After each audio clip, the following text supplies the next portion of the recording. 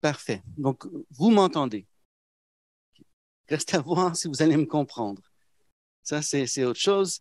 Ce n'est pas seulement une question d'accent québécois, d'accent français, c'est parce que hier, en écoutant les présentations, qui étaient tout à fait excellentes, je me suis demandé si justement on se comprenait bien. Parce que plusieurs présentateurs ont fait mention du fameux Research Practice Gap, donc le fossé entre la clinique et la recherche. On pourrait parler même de peut-être de confusion de langue, dirait Winnicott. Donc oui, un fossé, c'est absolument indéniable, mais peut-être pas toujours autant qu'on peut le penser. Et j'ai l'impression, en ayant écouté les présentations d'hier, qu'il y a peut-être aussi un fossé culturel dans notre façon de voir la psychologie, de voir la psychothérapie, de penser aussi la recherche. Donc, j'avais préparé quelque chose, une présentation pour vous ce matin. Et puis, après réflexion, en écoutant bien hier, j'ai décidé de la mettre à la poubelle et puis de recommencer. J'ai recommencé donc à zéro ou presque. Donc, je fais appel à votre indulgence. On verra aussi ce que ça donne pour le temps. Je n'ai pas eu le temps de me chronométrer si ça va être un peu trop court ou trop long, mais on pourra ajuster. On est entre amis, on pourra ajuster au fur et à mesure. Euh, J'avais prévu vous parler en fait, un peu de ce que Yves de Rotten a discuté hier, c'est-à-dire des facteurs communs, l'importance de l'alliance, l'importance de la technique, citer les classiques, Michael Lambert, Bruce Wampold et compagnie. D'ailleurs, je vois que nos visions se rejoignent beaucoup, Yves, en t'ayant écouté hier. Euh, mais je les mets à la poubelle parce que je crois que c'est plus intéressant pour moi, en fait pour moi, peut-être pour vous aussi, je l'espère, que je prenne une position un peu plus méta en m'appuyant sur ce qui a été dit hier, en tentant peut-être d'aller un peu plus loin, notamment en ce qui a trait à la question de la synthèse et au transfert des connaissances. Donc, la question a été soulevée quand même hier. Comment est-ce qu'on fait pour faire en sorte que les connaissances scientifiques se déplacent progressivement, sont transférées vers le champ de la pratique? Euh, donc, je me suis dit que quant à venir discuter ici avec vous, ce serait peut-être plus pertinent de présenter un point de vue qui est peut-être un peu différent de ce que vous avez entendu hier, puis vous me direz, bon, durant l'échange un peu plus tard, si j'ai été trop loin. Euh, c'est vrai que l'arrimage entre la recherche et la pratique, il est imparfait. Bon, il y a un gouffre, tout le monde le sait, ça fait 10 ans, 30 ans, 40 ans même qu'on en parle de ce gouffre entre la recherche et la pratique. Il existe toujours, il existe pour différentes raisons.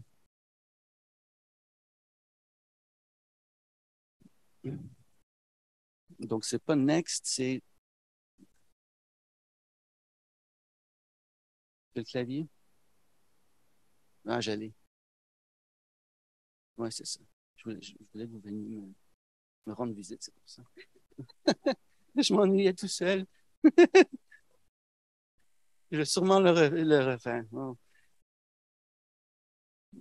Une des raisons pour laquelle il y a un gouffre entre la recherche et la pratique, vous voyez à l'écran, c'est-à-dire qu'il y a un nombre ahurissant d'études qui sont publiées chaque année. C'est faux de dire qu'il n'y a pas de recherche en psychologie, qu'il n'y a pas de recherche en psychiatrie, qu'il n'y a pas de recherche en psychothérapie. En fait, j'oserais même dire qu'il n'y a pas une seule intervention dans le champ médical ou psychosocial qui a été autant étudiée que la psychothérapie. Il y en a pas une. Je vous mets au défi de m'en trouver. Même les vaccins n'ont pas été autant étudiés que la psychothérapie. Évidemment, c'est une bonne chose, mais c'est aussi un casse-tête pour les cliniciens. C'est un casse-tête pour les organismes qui, en principe, devraient soutenir les cliniciens dans leur travail, les encadrer, comme par exemple les associations professionnelles, les ordres professionnels. On a parlé d'ordre professionnel hier, peut-être qu'on pourra en rediscuter durant l'échange un peu plus tard. Euh, dans la mesure où ces études sont pertinentes, puis on espère qu'elles le sont. Effectivement, on investit beaucoup de temps, beaucoup d'énergie, beaucoup d'argent pour faire de la recherche. Donc, dans la mesure où ces études sont pertinentes, dans la mesure où, on l'espère, elles contribuent à l'avancement des connaissances, eh bien, il faudrait peut-être se familiariser avec ces études, les connaître un peu. Alors, si vous regardez, je n'ai pas indiqué l'échelle en Y, mais si vous regardez en 73, quand je suis né, euh, et là, je parle uniquement des publications qui sont rapportées par PubMed. En 73, il y avait 4300 études en psychologie et en psychiatrie. Il y en avait 117 qui étaient des revues systématiques, dont des méta-analyses, des synthèses de connaissances. Donc, une méta-analyse, comme vous le savez, c'est une synthèse de connaissances statistiques. Une revue systématique, c'est une synthèse de connaissances qui qui arrête en deçà des statistiques, mais qui résume quand même l'état des connaissances sur une question précise. En 98, en 98, quand j'ai obtenu mon permis de psychologue, donc je suis devenu membre de l'Ordre des psychologues, il y a eu cette année seulement près de 31 000, il y a eu 31 000 études qui ont été publiées en psychologie et en psychiatrie, dont 2 500 qui étaient des méta-analyses, des synthèses de connaissances ou des revues systématiques. En 2003, on n'arrête pas le progrès. Quand j'ai commencé à McGill comme professeur, c'était 41 000 études publiées, 3 100 revues systématiques ou méta-analyses. L'année dernière, en 2021, on comptait 128 000 publications en psychiatrie et en psychologie et on comptait 8 200 synthèses de connaissances, donc des synthèses, des résumés de connaissances, des méta-analyses, des revues systématiques. Ça veut dire qu'en principe, si on est un peu toc ou poc et qu'on voulait rester à jour, en 2021, il aurait fallu lire 22 publications par jour sans prendre de congé. C'est exactement ce que ça veut dire. Évidemment, toutes ces publications-là, elles ne sont pas pertinentes. On se spécialise, on a des champs d'intérêt, mais même si on s'attarde à, par exemple, une question aussi précise que la psychothérapie psychodynamique, et on fait fi des études sur la dépression, on fait fi des études sur l'anxiété, les troubles de personnalité, strictement la thérapie psychodynamique, l'année dernière, c'était 250 études qu'il aurait fallu lire.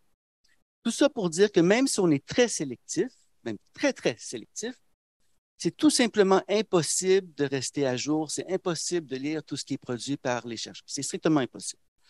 En fait, le problème est triple. D'une part, on est face à une quantité ahurissante de productivité scientifique. Ensuite, il faut quand même le dire, les études ne sont pas toutes de la même qualité, donc il faut démêler le vrai du bon, le faux du mauvais. Il faut faire un exercice de réflexion parce que surtout plus récemment peut-être avec tout ce qui émane de la psychologie, de la littérature, de la sociologie, qui sont toutes les études de ce qu'on appelle les studies, donc qui sont des études qui sont de moindre qualité. Et il faut faire un exercice vraiment soutenu pour pouvoir bien distinguer ce qui est pertinent, ce qui l'est moins. Il y a ensuite un troisième problème qui est celui de nos biais personnels. On peut choisir les études qui font notre affaire. On laisse de côté les études qui ne font pas notre affaire. Et c'est pour cette raison-là, d'ailleurs, que tout ce qui était à une certaine époque très valorisé, comme par exemple les revues narratives, c'est plus du tout valorisé. On ne parle plus de revues narratives. Maintenant, on préfère des revues systématiques. Donc, avec les années, ce qu'il a fallu faire, forcément, c'est synthétiser les résultats de la recherche avec des méta-analyses et avec des revues systématiques. Mais là encore, on a un autre problème parce qu'il y a eu prolifération. En 2021, c'était 6 000 revues systématiques ou méta-analyses qui ont été publiées en psychologie et en psychiatrie. 6 000. Il y a eu aussi près de 1 200 méta-analyses ou revues systématiques sur la psychothérapie seulement en un an. En un an. Donc, de toute évidence, les synthèses ne suffisent plus. Il a fallu faire passer à une prochaine étape. Donc, qu'est-ce qu'on fait quand les synthèses ne suffisent plus? On fait des synthèses de synthèse. C'est ce qu'on fait.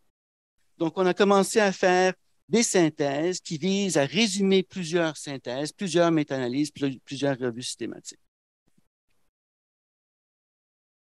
On a rapidement été confronté à un autre problème. Et là, ici, je fais référence aux travaux de Stewart et Chambliss.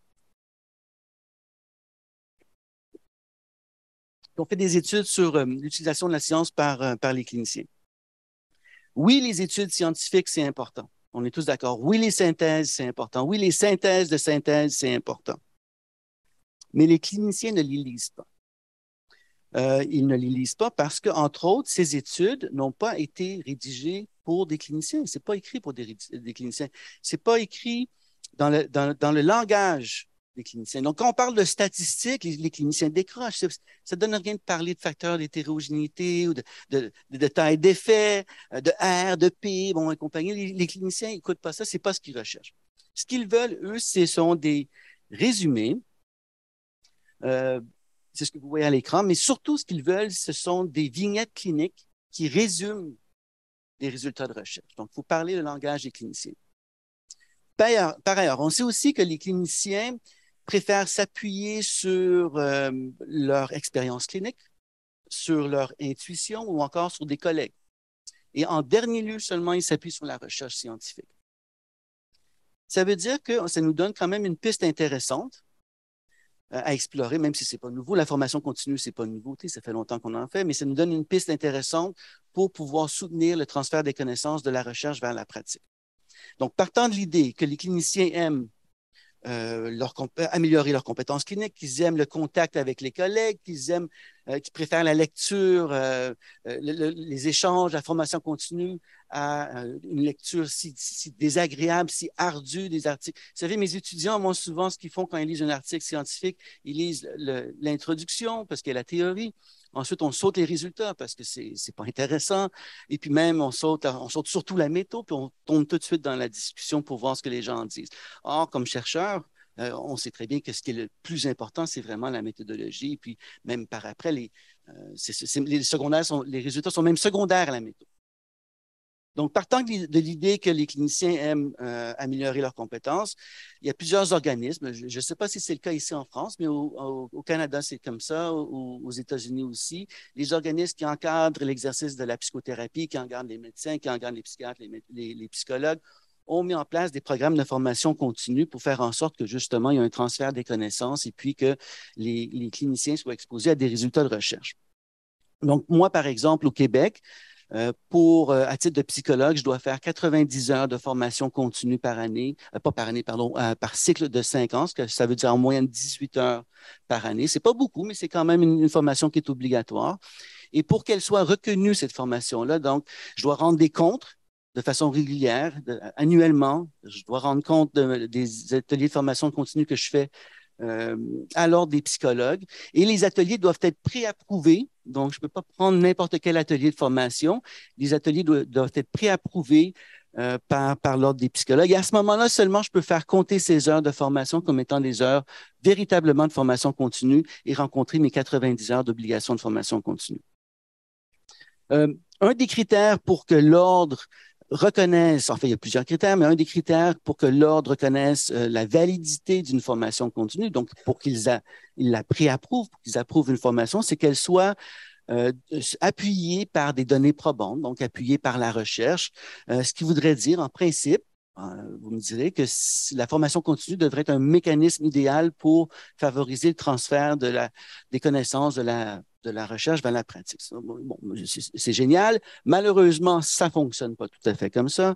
Il y a quelques années, enfin, il y a 2 ans, on a mené une étude qui a fait un peu scandale dans laquelle on a regardé les formations qui avaient été annoncées et publicisées et donc approuvées par l'Ordre des psychologues. Il y en avait 134, donc cette année-là, 134 formations qui portaient sur 26 thérapies. Vous l'avez ici à l'écran. On a contacté les formateurs. On leur a demandé de rendre compte un peu de ce qu'ils faisaient. On leur a demandé, entre autres, est-ce que votre formation, il y a des données scientifiques qui appuient la formation que vous vendez et que vous distribuez? Et puis 92% nous ont dit oui, tout à fait. L'information que j'offre, elle est soutenue par des données, elle est soutenue par des données solides. Soyez sans crainte. Bon, étant chercheur, on dit ça, c'est un peu 92%, c'est quand même un peu beaucoup, c'est surprenant, c'est louche même. Alors, on l'a vérifié. On a fait, c'était un véritable travail de moine. On a fait des revues systématiques sur chacune des thérapies qui étaient annoncées et pour lesquelles il y avait une formation. Et comme vous le voyez ici, 26% des thérapies avaient été démontrées efficaces. Et quand je parle d'efficace, c'est en termes d'efficacité, d'efficience aussi, avec des revues systématiques, donc des méta-analyses, donc des revues, des synthèses de connaissances solides. 11% des thérapies étaient possiblement efficaces. C'est pas clair. Donc, l'APA, l'American Psychological Association, ils ont des critères pour déterminer ce qui est efficace, possiblement efficace. Donc, 11% étaient possiblement efficaces.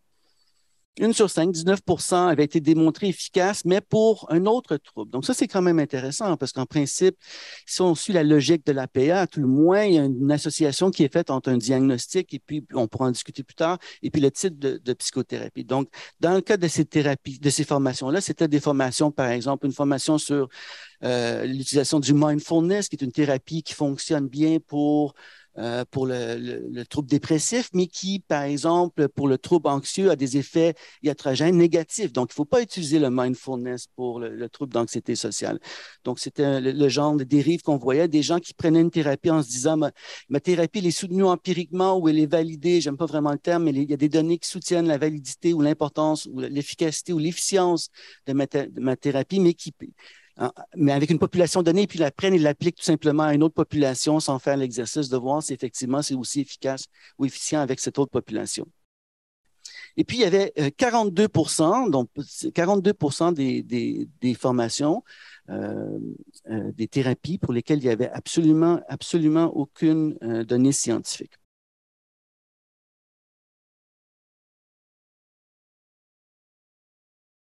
Alors, même si la formation continue, enfin, c'est une piste intéressante, de toute évidence, il y a des lacunes. Si j'avais un peu plus de temps, peut-être que je pourrais parler de la formation initiale. On verra si par après on pourra en parler. Mais pour le moment, ce qui est arrivé, c'est qu'il a fallu trouver d'autres façons de faire, d'autres façons de synthétiser et de soutenir le transfert des connaissances scientifiques vers la pratique. Et une option qui a été mise de l'avant, dans toute cette foulée du evidence-based medicine et puis du evidence-based practice, ben c'est le guide clinique. Il y a 30 ans, on rédigeait des guides. Ça fait 30, 40, 50 ans qu'on rédige des guides cliniques. Donc, il y a 30 ans qu'on rédigeait un guide, on adoptait un modèle qu'on appelle le Eminence Model. Donc, c'est un modèle qui s'appuie sur la notoriété de cliniciens. On leur reconnaît une certaine compétence, on les met dans une salle, on les rassemble dans une salle, et puis on leur demande d'expliquer un peu ce qu'ils font. Donc, toi, comment tu fais l'évaluation ou le traitement de la dépression? Ah, ça, c'est bon, on va l'écrire, on va le mettre dans notre guide. Toi, comment tu fais? Puis les gens construisaient des guides comme ça. Aujourd'hui, c'est ce qu'on appellerait un avis d'expert. C'est plus ce qu'on appelle un guide clinique, c'est vraiment un avis d'expert. Et puis avec la reconnaissance grandissante de l'importance de la recherche, mais puis avec tous les biais forcément qu'il peut y avoir dans les avis d'experts, ben, il a bien fallu trouver une autre façon d'intégrer la science à nos réflexions.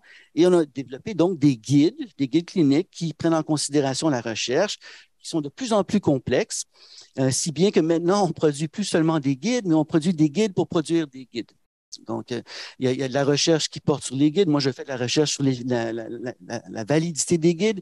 Et puis, il y a de la recherche qui se fait même maintenant sur les manuels ou les guides pour produire des guides. Donc, on n'arrête pas le projet. On continue de monter comme ça. On rit, mais ça a quand même permis de faire en sorte que les guides soient de plus en plus sophistiqués. Donc, vous avez une définition ici qui est l'INES. L'INES, c'est l'Institut national d'excellence en santé et services sociaux du Québec. Puis la définition, je pense qu'elle rend bien, ça semble tout simple comme ça, mais ça rend bien quand même compte d'une certaine complexité. Donc, les guides sont définis comme étant des recommandations, forcément, élaborées de façon systématique et transparente pour les parties prenantes. Ces recommandations sont fondées sur les meilleures données scientifiques disponibles, appuyées par des données contextuelles, ainsi que le savoir des experts, les chercheurs, les gestionnaires, les intervenants, les usagers, donc les patients aussi, et leurs proches. Et puis forcément, ces données-là sont présentées sous forme de recommandations dans un format qui est clair, concis, pour soutenir la prise des décisions cliniques et orienter la pratique des cliniciens. Donc, on voit que c'est, d'une part, produit de façon systématique et transparente. Donc, systématique, ce qui veut dire que ça s'appuie avant tout sur la recherche, d'où l'importance de faire des méta-analyses ou des revues systématiques pour produire un bon guide. On remarque aussi que développer un guide, ça implique de prendre en considération des données contextuelles. Ça veut dire, par exemple, la disponibilité de la main-d'œuvre spécialisée. Est-ce qu'on a des psys? Est-ce qu'on a des psychothérapeutes, des psychologues, des psychiatres qui peuvent répondre à la demande? Il y a les considérations financières, les considérations légales. Tout ça relève des données contextuelles.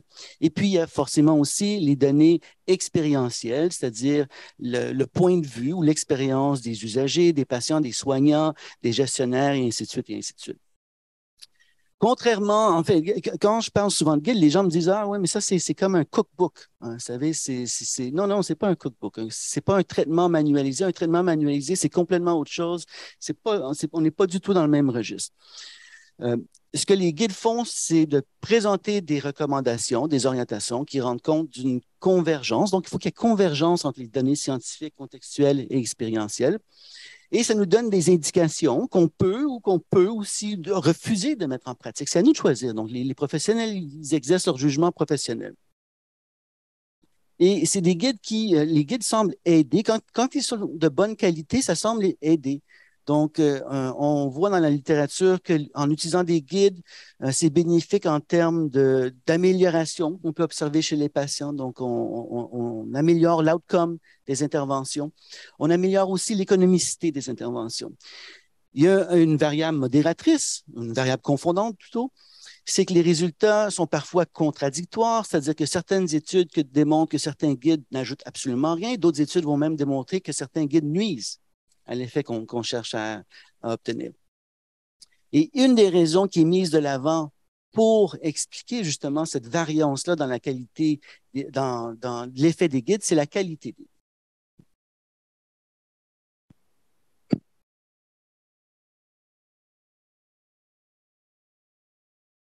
Enfin, c'est un peu la conclusion qu'on trouve dans la littérature. C'est la conclusion que mon équipe de recherche aussi à laquelle on est arrivé de notre côté. Donc, il y a quelques années, on a commencé à examiner les guides de pratique, les guides cliniques qui avaient été produits par plusieurs organismes canadiens, québécois, le Collège des médecins, l'Ordre des psychologues, l'Ordre des travailleurs sociaux, les associations aussi psychologues, de psychiatrie en Ontario. Enfin, on a passé 3 ans à évaluer la qualité de ces guides-là et on les a évalués avec différentes façons de faire. Le gold standard habituel, c'est une échelle qui s'appelle AGREE, donc qui est une échelle qui permet d'évaluer la qualité d'un guide clinique. On l'a fait avec la méthode AGREE. On l'a fait aussi avec une autre méthode, qui est la méthode Ansari, qui est un autre système aussi de pointage. Ce sont tous à peu près pareils. Ce sont des systèmes qui permettent de donner des points quand quelque chose est bien fait dans un guide. Et puis, s'il y a quelque chose de mal fait, on retire tout simplement des points. Donc, selon le système, c'est une échelle de 32 points. Ici, ce que vous avez à l'écran, c'est l'échelle de Ansari qui avait 54 points. Donc, on a pris cette échelle-là. On a pris AGREE aussi, mais ce que vous voyez, c'est la méthode Ansari. Et puis, on l'a appliqué à différents guides. Et là, on peut voir qu'un score théorique maximal de 54, 52, c'est vraiment un guide qui serait d'excellente qualité. Forcément, quand le score est plus élevé, le guide clinique est bien fait. Quand le score est plus faible, ça indique que le guide est de mauvaise qualité.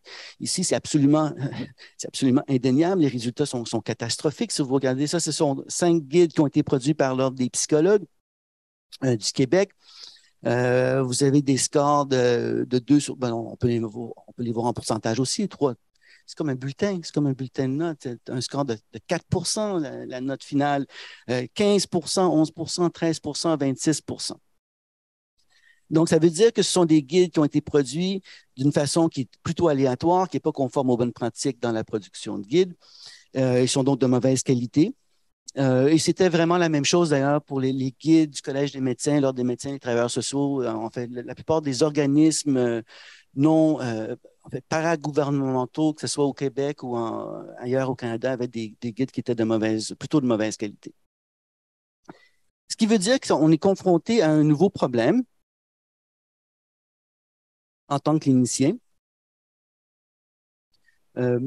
On peut se demander, est-ce qu'ils peuvent se fier aux guides? Bien, forcément, non. La réponse, c'est non. On l'a vu, il y a des guides qui sont de bonne qualité, il y en a d'autres qui sont de mauvaise qualité. Donc, ils ne peuvent pas se fier aux guides. Est-ce qu'on peut raisonnablement s'attendre à ce qu'un clinicien dont le travail, sa job, c'est de faire de la clinique, donc c'est de voir des patients, des clients, c'est pas de faire une évaluation des guides. Est-ce qu'on peut raisonnablement s'attendre à ce que les cliniciens évaluent par eux-mêmes comme nous, on le fait? Moi, je suis payé pour faire ça, pour faire de la recherche. Je suis payé pour évaluer, utiliser des grilles, les appliquer à des guides, juger les autres. Ça fait partie de mon travail. Mais un clinicien qui voit des patients, on ne peut pas se permettre ça. Donc, on ne peut pas s'attendre à ce qu'il fasse ce travail-là. Le problème, c'est que justement, il y a des guides qui sont tout à fait excellents. Donc, c'est un peu comme les études scientifiques. Il faut trouver une façon de démêler le bon du mauvais, ce qui est utile, ce qui est moins utile. C'est la même chose pour les études. C'est la même chose ici aussi pour les guides cliniques. Il faut que les cliniciens puissent avoir accès aux bons guides et puissent éviter les mauvais guides cliniques. Donc, on a développé, vous avez ici l'URL, on a développé un site web dans l'espoir de leur faciliter la tâche. C'est un portail, enfin, je trouve le titre un peu pompeux, les meilleures pratiques. On s'est longtemps obstiné dans l'équipe pour savoir si on appelait ça les bonnes pratiques ou les meilleures pratiques. J'ai perdu, j'ai perdu, puis mes collègues ont préféré les meilleures pratiques. Mais bon, l'idée, c'est de faire en sorte qu'on rende un ensemble de connaissances qui sont scientifiques, qui sont pertinentes pour la pratique clinique. C'est un peu l'idée. Ça porte sur la psychologie, la psychiatrie, la santé mentale de façon générale, la psychothérapie aussi. Si j'ai un peu plus de temps, peut-être après, je peux vous présenter le site web. Mais pour l'instant, ce que je vais vous montrer, c'est ceci. Donc, on voit ici un guide clinique. Donc, ce qu'on a fait, c'est qu'on a répertorié, c'est un travail de moine, on a répertorié tous les guides qu'on pouvait trouver en santé mentale. On les a mis sur notre site web, classés soit par diagnostic, soit par problématique. Parce que parfois, il y a des guides qui portent sur des diagnostics, parfois, c'est sur des problématiques. Les deux étaient considérés, on les a listés. Ensuite, donc, l'idée à ce moment-là, c'est-à-dire, est-ce qu'on peut rendre accessibles ces guides pour le clinicien? Parce que le clinicien, on a fait une étude là-dessus aussi, il ne savait pas trop où chercher pour aller. Est-ce que je vais voir le site en Angleterre de NICE, par exemple? Est-ce que je vais voir l'INSERM? Est-ce que je vais voir INES? Est-ce que je vais voir l'APA? Les gens ne savaient pas où chercher leur guide clinique. Donc, on les a tous mis en un seul endroit. Et comme ils ne sont pas tous de bonne qualité, on a fait une revue pour trouver toutes les études qui avaient évalué la qualité des guides. Donc, on a mis ça sur le site web et quand il n'y avait pas d'études qui avaient été faites évaluant la qualité d'un guide, on les a nous-mêmes évalués, si bien que vous avez, par exemple, ici un guide qui porte sur le traitement de la dépression chez les enfants, le diagnostic et le traitement. Et puis, on émet des recommandations comme ça. Donc, on a dit aux cliniciens, voici un guide qui existe et c'est un guide qui a été produit par un regroupement tout à fait crédible, mais sur le plan de la méthode, il est trop faible pour que les recommandations puissent être mises en pratique. Ça ne veut pas dire que les recommandations ne sont pas bonnes. Ça veut dire qu'on ne peut pas savoir si elles sont bonnes ou mauvaises. Donc, on a fait ça pour tous les guides. Vous irez voir sur le site web, vous cliquez par diagnostic, vous allez voir qu'il n'y a pas beaucoup de guides. Il y en a plusieurs qui sont bons, mais il y en a plusieurs qui ne sont pas bons. Évidemment, on ne s'est pas fait des amis. On ne s'est pas fait des amis avec ça, mais bon, ça fait partie de la job.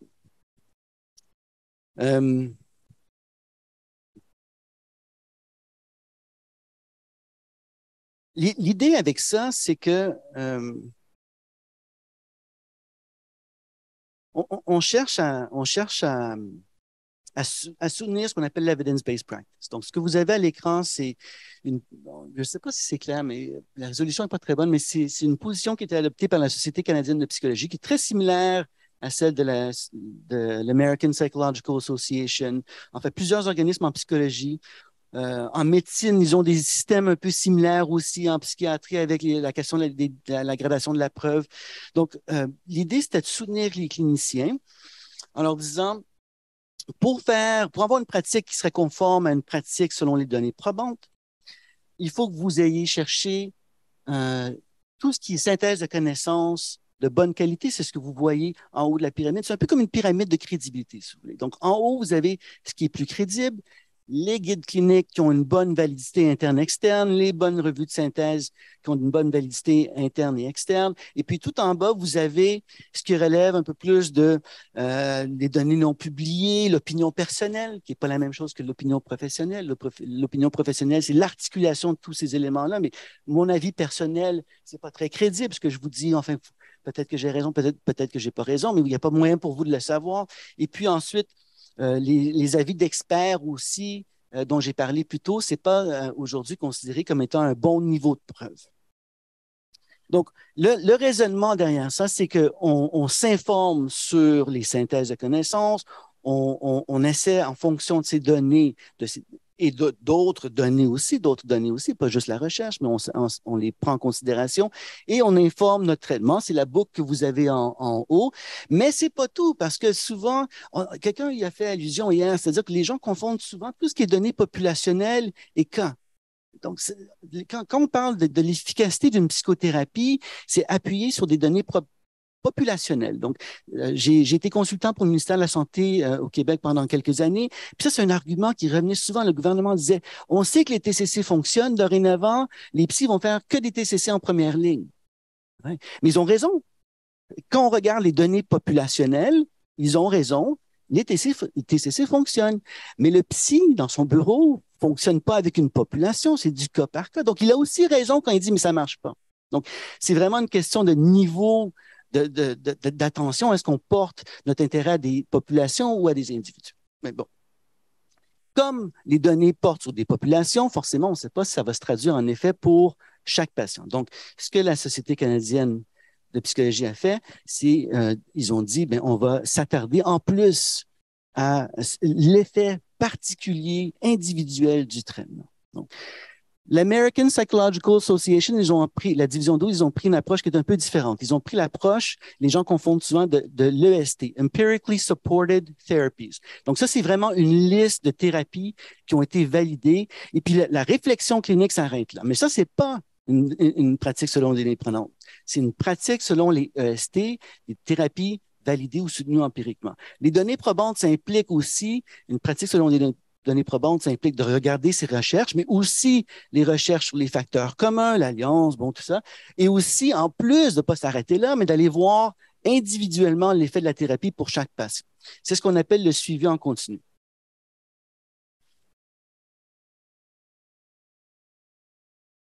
Le suivi en continu, c'est tout simplement une mesure qu'on fait régulière à chaque séance. Ça permet de savoir si on est sur la bonne voie avec le patient. Ça permet de réduire le nombre de rendez-vous manqués, l'attrition. Ça a un effet positif sur l'attrition et puis le nombre de rendez-vous manqués. Ça permet dans certains cas, parce qu'il y a quand même aussi des échelles qui sont des outils qui ont une valeur prédictive, donc ça permet d'anticiper des échecs thérapeutiques avant même qu'ils surviennent. Il y a quelques années, j'avais publié ce petit fascicule. Si vous êtes intéressé, je pourrais vous l'envoyer. Je vais vous donner mon adresse courriel. C'était un résumé des principaux outils de suivi en continu. Donc, ils sont tous différents. Vous choisissez selon votre pratique. Certaines personnes vont s'intéresser beaucoup aux symptômes. Donc, il y a des échelles pour ça, mais d'autres vont s'intéresser moins aux symptômes. Ils vont s'intéresser beaucoup plus au fonctionnement familial, au travail. Donc, il y a des échelles pour ça aussi. Donc, l'idée, c'était vraiment de faciliter la tâche aux cliniciens afin qu'ils puissent trouver un outil qui résonne un peu plus avec leur type de pratique. Et quand on fait ça, c'est-à-dire qu'on passe on fait un passage, et là, je ne vais pas jouer avec les mots, mais c'est quand même un concept intéressant. On passe d'une pratique selon les données probantes, donc l'evidence-based practice, à des données de pratique probante, donc un practice-based evidence. Donc, les Anglais disent, je paraphrase, the proof is in the pudding. Donc, the proof of the pudding. Help me out here. The proof of the pudding is in the eating. C'est ça? C'est ça. Donc, c'est ça. Donc, l'idée, c'est, bon, c'est beau tout ça. C'est beau tout ça. Mais est-ce que ça fonctionne pour monsieur, pour madame? C'est ça la vraie question. Et donc, avec ces outils-là, on peut en arriver à développer ça. Et c'est pour ça qu'on fait un passage de l'evidence-based practice à des données probantes de la pratique, donc du cas par cas avec votre patient. Et c'est tout à fait crucial parce qu'ultimement, comme je le mentionnais, c'est ce qui compte, c'est que le psy et son patient atteignent leurs objectifs, c'est que le patient se sente mieux, qu'il retrouve un peu le bonheur. Hier, on parlait de la tyrannie du ici et maintenant. Bon, peut-être qu'on peut même surmonter la tyrannie du ici et maintenant, retrouver un peu plus de plaisir. Donc, c'est ça l'idée. Et les outils permettent de choisir, comme je le mentionnais, selon vos intérêts. Voilà. Il me reste combien de temps, Jean-Nicolas? Moi, je n'ai pas de 5 minutes. Okay. Je vais me permettre quelques commentaires de plus. Je vais vous parler, parce que forcément, les gens veulent voir, ils veulent savoir de quoi ça a l'air, ces outils-là. Nous, dans ma clinique en bureau privé, on utilise une échelle qui s'appelle le OQ45, Outcome Questionnaire. C'est disponible en anglais, en français, en fait, dans plusieurs langues. Et ça nous donne des informations sur toutes sortes de choses qui sont pertinentes. À la clinique, nous, c'est informatisé. Donc, le patient, quand il se présente à la réception, la réceptionniste lui donne une tablette iPad. Ils remplissent le questionnaire tout simplement, puis c'est téléchargé automatiquement sur l'écran du clinicien. Donc, avant même de débuter la séance, on a ces informations-là, puis ça permet d'engager une conversation, d'être plus sensible à certains enjeux avec le patient. Euh, Ça permet, entre autres, d'indiquer ou de souligner des enjeux qui pourraient être problématiques. Par exemple, tout ce qui est risque de suicidaire, risque de violence, l'abus d'alcool, l'abus de substances. Donc, tout de suite, c'est un peu comme prendre le pouls ou prendre la pression artérielle d'un patient. Il arrive à la séance, on a déjà un profil assez général. On peut regarder les sous-échelles aussi, mais essentiellement, moi, je regarde les facteurs importants, les facteurs critiques. Je regarde aussi les statuts d'alerte. Donc, ça m'indique que le patient, il y a quelque chose qui se passe. Ça peut être une dégradation de son fonctionnement. Et comme on fait des mesures régulières, ce qui permet justement à l'outil d'avoir une valeur prédictive, ben, on a une progression dans le temps. Comme ici, par exemple, on a le patient, si vous regardez à la gauche du graphique, un patient qui avait commencé avec ça c'est le score global, mais il y a aussi des échelles plus précises, un score de 73, est allé un, il y a eu une augmentation légère de sa détresse à la deuxième rencontre. Ensuite, il est allé un peu mieux. Puis on voit vers la fin que son fonctionnement de façon générale pour ce patient que je suivais, il ne va pas bien, il va moins bien. Donc, même s'il y a une légère progression, au bout de 6 rencontres, on n'est pas sur la bonne voie. Donc, le niveau de détresse augmente. L'échelle, pardon, comment je fais pour revenir? L'échelle permet aussi de comparer avec des normes populationnelles. Donc, ce que vous avez à gauche, c'est inpatient, donc ce sont des patients qui seraient hospitalisés en psychiatrie. Outpatient, c'est la psychiatrie externe. EAP, ce sont des programmes d'aide aux employés. Et puis, le cut-off, c'est les normes populationnelles, donc les gens qui seraient dits ou considérés en santé. Donc, on peut voir que ce patient-ci est arrivé à un score qui était à peu près à ce qu'on voit en clinique externe, les services d'aide aux employés. Donc, pas très. Et puis, avec le temps, on se retrouve à un score de 88 qui, finalement, le rapproche assez dangereusement d'une hospitalisation ou des normes ou des scores qu'on remarque chez les patients qui sont hospitalisés. Le système me donne aussi, c'est ce que vous voyez en bas, euh, une rétroaction. Donc, on me dit, attention, il y a tu fais mal ton job. C'est ce qu'on me dit. Réfléchis un peu. Est-ce qu'il faudrait augmenter la fréquence des séances? Peut-être que oui. Est-ce qu'il faut revoir le plan de traitement? Est-ce qu'un autre clinicien serait mieux pour traiter ce patient-là? Peut-être que oui, peut-être que non. Mais au moins, ça force une réflexion. Et c'est rare quand même qu'en clinique, on ait cet effet miroir qui nous permet de réfléchir à l'effet qu'on peut avoir et puis aussi aux effets éventuels qu'on pourrait avoir avec le patient. Euh, je vais m'arrêter ici. Je vais vous parler parce que peut-être un dernier mot, il me reste peut-être 30 secondes. Ouais, 30 secondes. Je fais partie d'un groupe de recherche qui s'appelle l'équipe Renard. Un des grands enjeux que nous avons, je pense, en santé mentale, comme en médecine, comme en sciences sociales, c'est précisément ce transfert de connaissances. On a fait référence hier, hein, je crois que c'est le professeur Falissan qui a parlé de implementation science en médecine.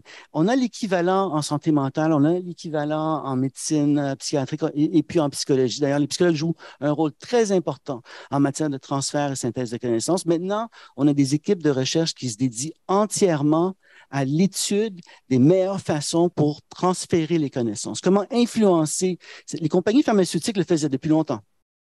Comment influencer les prescriptions des médecins. On fait maintenant la même chose en psychologie. Comment est-ce qu'on peut faciliter, influencer les comportements des cliniciens pour qu'ils aient une pratique qui soit plus propre, plus près des données probantes, donc plus près de la science. Voilà. Je vais m'arrêter ici, si tu permets, puis voilà.